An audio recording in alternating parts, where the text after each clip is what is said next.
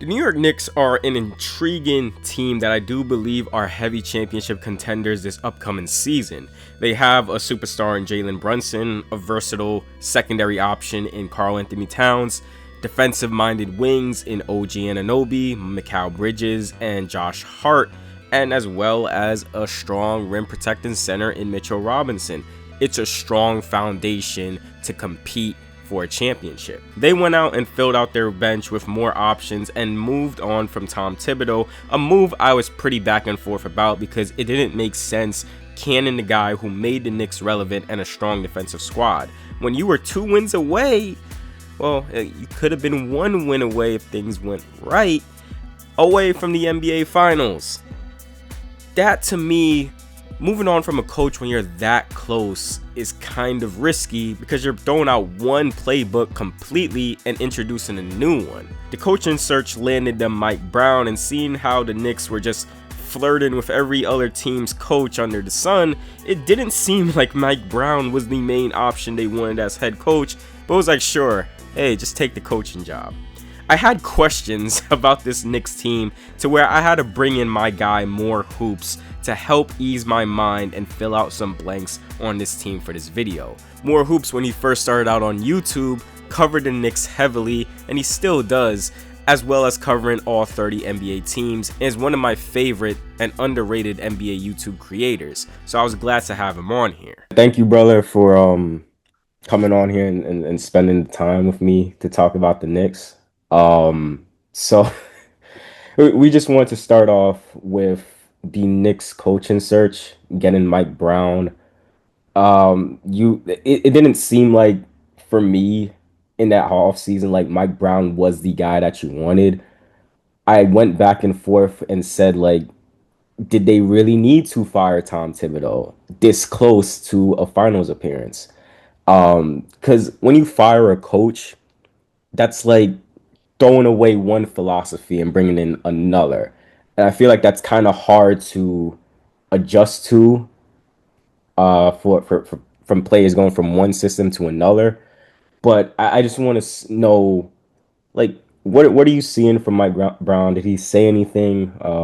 I know with the Kings, he was kind of pushing a lot of transition offense. He really bolstered the offense. But is there anything you're hoping for from Mike Brown that'll turn this Knicks team around?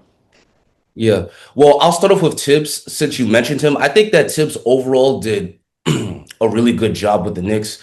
Got them to the playoffs for the past 5 years, just got them 2 wins from the conference finals. And I know it was an unpopular decision, but I think that Tibbs definitely showed some flaws that shows that they probably had reached their ceiling with Tibbs. I'm sure anybody that's watched the Knicks knows that there was a huge lack of ball movement. It was just the offense was just way too stagnant.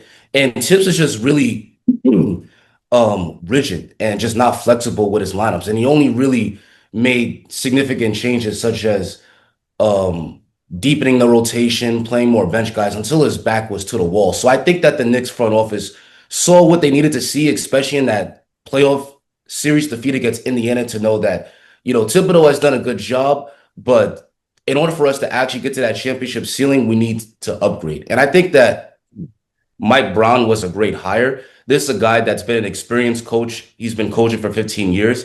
And I think what we're seeing some really encouraging signs in preseason.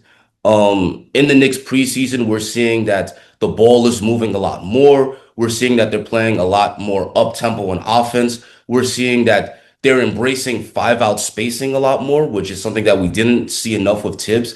And I think that we're going to see the offense really blossom. And I know the Knicks were pretty good offensively last year. They ranked, fifth in offensive rating. But I think under Tibbs, because he just was so inflexible, the offense wasn't maximized. Because we didn't see enough ball movement, because we didn't see enough shooting on the floor, because he kept on sticking with Josh Hart. I think that we're going to see a Knicks offense that could be easily top 2 in the league this season. So I think that what we're seeing so far from Mike Brown, definitely very encouraging. Some would argue that, all right, it was a lot of Brunson ball. So in between like Bridges and OG, like, are they really those calibers of a scoring threat? Like, is there anything they need to improve on as scoring threats to help the team? Because I'm kind of looking at those guys more than ever. I think Mhm. OG's the most paid guy on the team, and yes, he brings a lot of defensive versatility to that team. But it's like you need to see more from him. I think one of my main problems with him is his handle. The shooting, I think he's a pretty good corner shooter, but yeah. But is there anything else you're kind of expecting from those guys? I wish Mikal Bridges would be more of a slashing threat, but yeah. Yeah. I think this year we're going to see a lot more out of OG and Mikal. We'll start off with OG. I think OG Anunoby showed that he had some potential to be an all-star, at least in the second half of last season, because last in the second half, like post All-Star break, Jalen Brunson went down with an injury, which opened up more opportunities. And OG Anunoby from post All-Star break to end of the season, he averaged about 22 points per game. We started to see him drive to the basket a lot more, and allow him to. We saw him being much more of a powerful finisher. We know he's strong and athletic. So I think that if he gets more opportunities to handle the ball and get involved, he can dominate more offensively.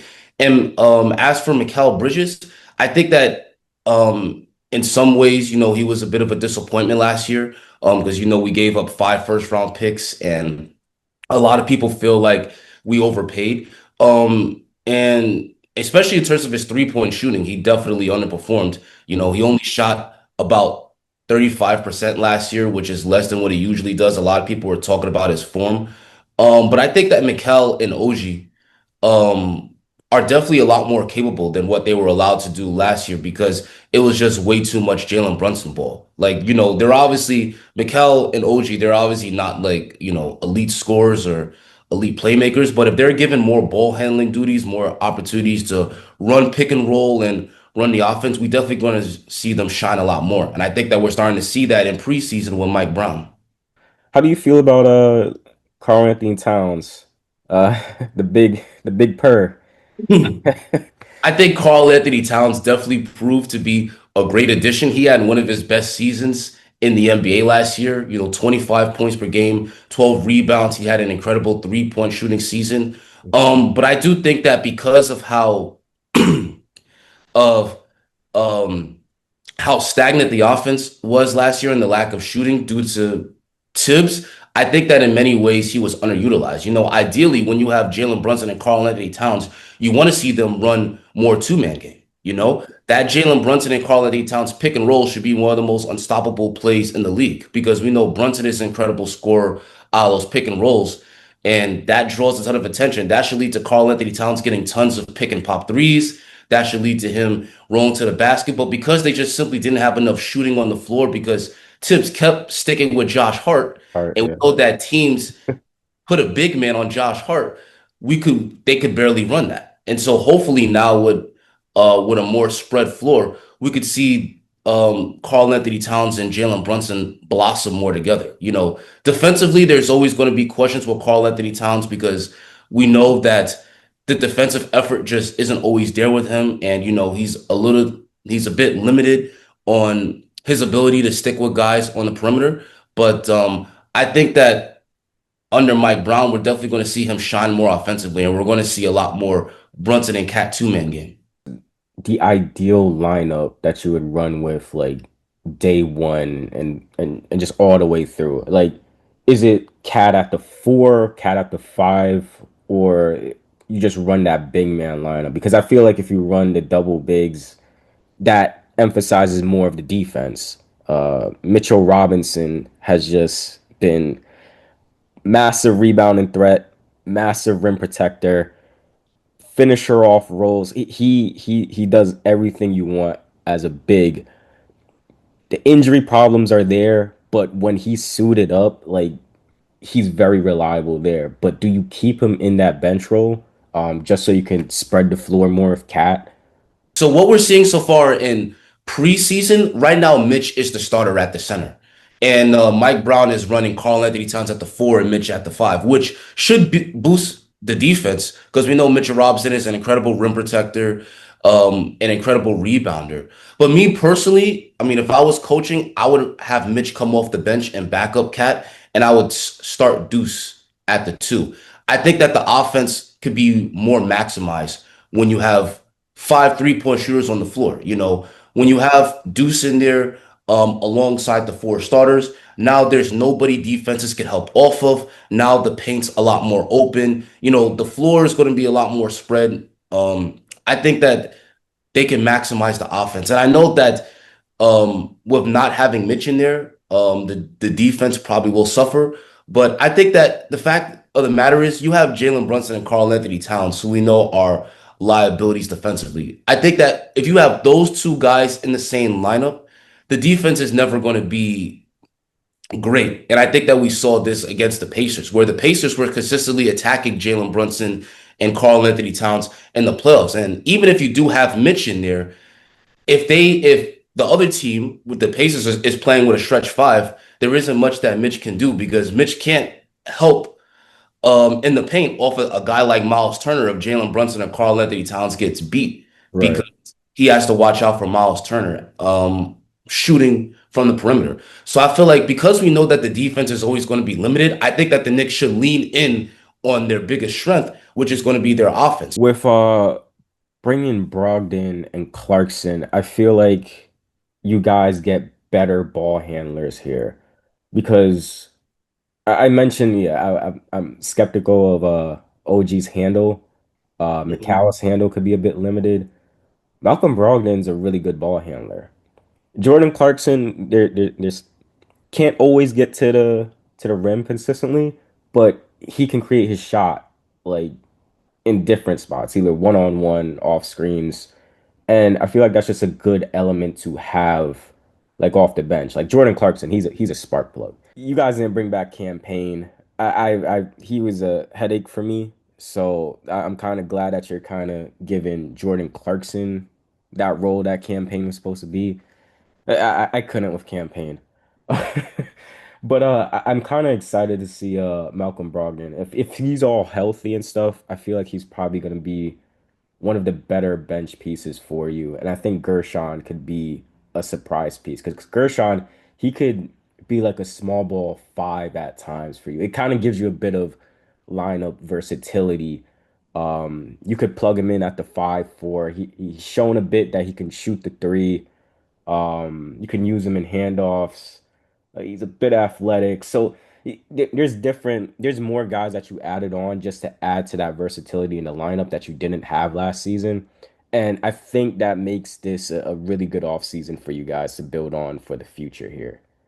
The Knicks didn't make any splashy moves like some of these other teams did, but I think that they knocked it out the park in the off season, especially with these bench pieces. The Knicks bench was really bad last year. I think we ranked dead last in the NBA in bench scoring. Our starters played the heaviest minutes in the league, and they just turned pretty much their biggest weakness on the team to now a huge strength. Where now I think that the Knicks should have one of the better second units come going into this year. Between Jordan Clarkson and Malcolm Brogdon, that's two guys that are recent Sixth Man of the Year award winners. And those are two guys that, like you said, are legit ball handlers that could create, that could break down defenses. And really, the Knicks didn't have a ball handler that could consistently break down defenses other than Jalen Brunson last year. But now we've got several. Now we've got both Malcolm Brogdon and Jordan Clarkson coming off the bench. Those are guys that can split up ball handling duties, that can, run that second unit offense. And I think that not only is having them is going to make the second unit better, but that also helps to keep the starters healthy because now that we have a really good bench, they don't have to play Jalen Brunson and the starters as heavy minutes as they were last year. So I think that the Knicks bench is going to be a huge asset for the team going into this year. The Knicks can very much so improve next season as an offensive team. They have different lineups to maximize shooting, as well as add in additional ball handlers. I agree with MooreHoops with how you may just have to live with Brunson and Cat defensively, just so you can have a much more flowing, fast-paced offense. Guys like OG, Mikal, Robinson, Yabusele, Josh Hart, you can lean into more defensive lineups with those guys if needed. But the number one thing is they improved was the bench. Adding more options other than the starting five, more ball handlers other than just a Jalen Brunson. That'll wrap it up for this video. I appreciate More Hoops. Thank you for coming on the channel and helping me better understand the Knicks direction.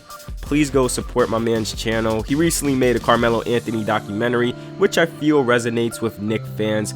Always gives really strong analysis, well laid out videos. There's a ton of NBA YouTubers, but I will vouch for this man because you can tell in his videos he loves the game of basketball and he will always give you guys the best analysis that he can. Also, subscribe to my channel if you haven't. I do NBA breakdowns as well. And with all that being said, y'all, I will see you all in the next video.